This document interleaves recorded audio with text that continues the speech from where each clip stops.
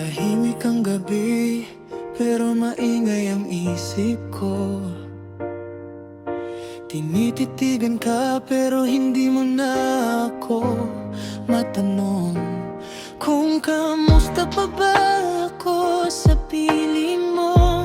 Nakakapanibago, dati di mo ko kinakalitaan kahit minuto. Ngayon parang may pagitan, hindi ko alam kung saan ako nagkulang. Gusto ko sanang hawakan ng kamay mo, pero parang wala ka na sa mundo ko. Kaya kung di nasabay ang tibok ng puso natin, sino bang dapat nating sisihin? Ako ba napilit pang kumakapit, o ikaw na handa ng bitaw kahit masakit? Kung di nasabay ang tibok ng puso natin, wala na bang saysay lahat ng kay tagal nating binitin?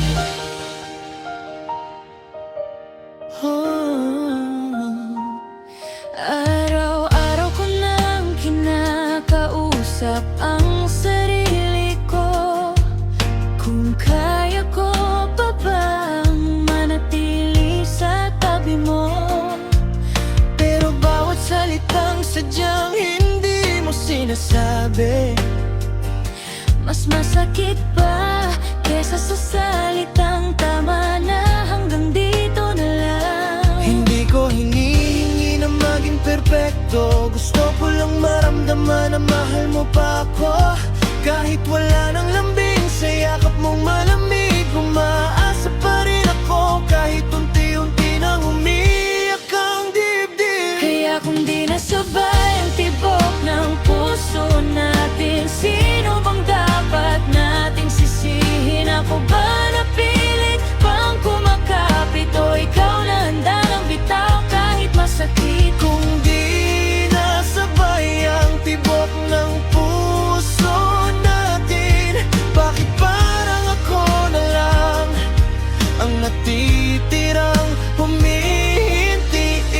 Akala ko panghabang buhay, pero bakit ngayon parang ako lang ang lumalaban? Yung dating puno ng kulay, ngayon itim at puti na lang ang nararamdaman. Kung kaya mong sabihin, sabihin mo na. Huwag mong hayaang ako pa ang mauna. Kasi kung di nasabay ang tibok ng puso natin, hayaan mo na akong ang unang aamin. Mas pipiliin ko ang masaktan ngayon kaysa banggitin mo yan sa ibang pagkakataon.